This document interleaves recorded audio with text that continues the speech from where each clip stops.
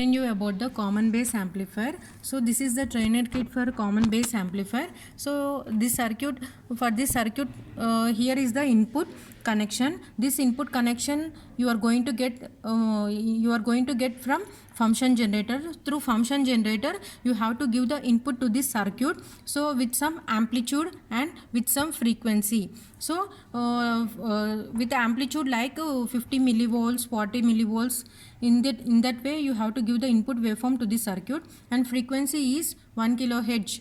In that way we can going to give the input to this circuit, and the output to the circuit is going to be observed on CRO. So in this way, this is about the explanation of this common base amplifier. So let us see the common base amplifier frequency response.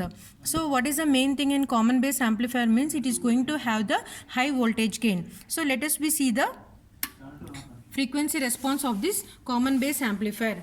So actually the frequency response of common base amplifier is, here in x-axis we are going to measure the frequency, in y-axis we are going to measure the gain, which is expressed in terms of dB. So for low frequencies, here the gain is going to get increased, and for medium frequencies the gain is going to become constant, and for high frequencies the gain is going to get decreases. So this same frequency response we are going to observe by you conducting the experiment by using this trainer kit, which is known as a common base amplifier. So let us now first observe the output of this common base amplifier on CRO.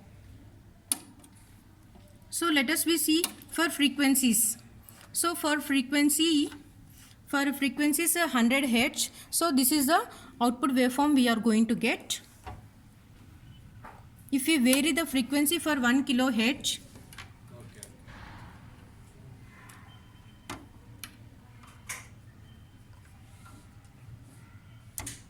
so this is the waveform when the frequency is at 1 kilohertz.